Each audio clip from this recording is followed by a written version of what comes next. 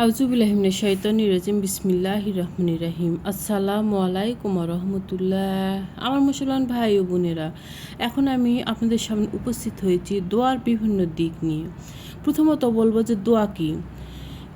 একেবারে সাধারণ ভাষায় আমি আপনাদের বোঝানোর চেষ্টা করব ইনশাআল্লাহ তাআলা। দোয়া বলতে সাধারণভাবে বুঝি যে, যেমন ধরেন আপনি চাচ্ছেন যে আপনার কোনো একটা সমস্যা, আল্লাহ সুবহানাহু ওয়া তাআলা আমার এই সমস্যা, আমার পরিবারের এই সমস্যাটা তুমি সমাধান করে দাও। আল্লাহ সুবহানাহু ওয়া তাআলা অমুক ভাই কিংবা অমুক বোন বিপদে পড়েছে, তার সমস্যাটা তুমি সমাধান করে দাও, তার বিপদ থেকে তুমি তাকে উদ্ধার করো। এইগুলোই হচ্ছে দোয়া।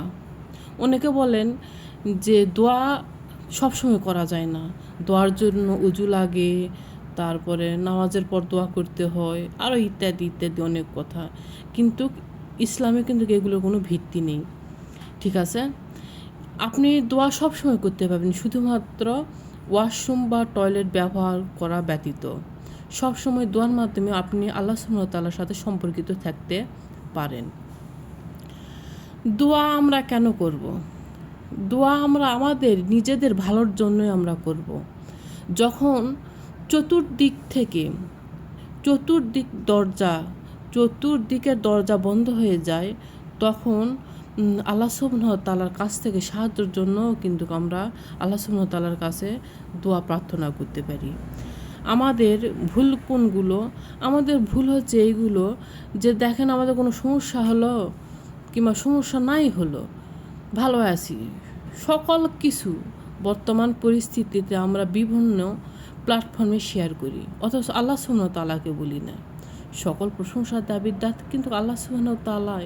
অতএব সর্বপ্রথম আমরা আল্লাহ সুবহানাহু ওয়া তাআলাকে জানাবো। সেটা একটা সরষার দানা যদি হয় যে আমার লাগবে এটা, সেটা আল্লাহ সুবহানাহু ওয়া তাআলাকে জানাবো। তারপর পরিবারে ধরেন যে সন্তান থাকুক, বাবা মা থাকুক, মানে যার যার কাছে কিংবা বিভিন্ন প্ল্যাটফর্মে যেভাবেই হোক, আমরা তারপরে সেটা মানে শেয়ার করবে যে আমার এটা হয়েছে, আমার এটা দরকার, এটা লাগবে, অ্যাটসেট্রা। ঠিক আছে, এইগুলো আমাদের ভুল। দোয়া এমন একটা মানে কি বলো, এমন একটা আমাদের জীবনের প্রয়োজনীয় অংশ, যা ছাড়া ভাগ্য পরিবর্তন হতে পারে না। ঠিক আছে, কোনো কিছু করে আপনি একটা বিপদে পড়েছেন, বিপদ থেকে উঠতে পারতেছেন না, কিংবা আপনার জীবন ধারা আপনি এত চেষ্টা করতেছেন, উন্নতি করতে পারছেন না, তো কি করবেন? শুধুমাত্র দোয়া, অনবরত দোয়া, সবসময় দোয়া। যেটা কোনো কিছু দ্বারাই সম্ভব নয়, শুধুমাত্র আপনার এই দোয়ার দ্বারাই আপনার ভাগ্য, আপনার যা লাগবে তা পাওয়া ইনশাআল্লাহ তাআলা সম্ভব।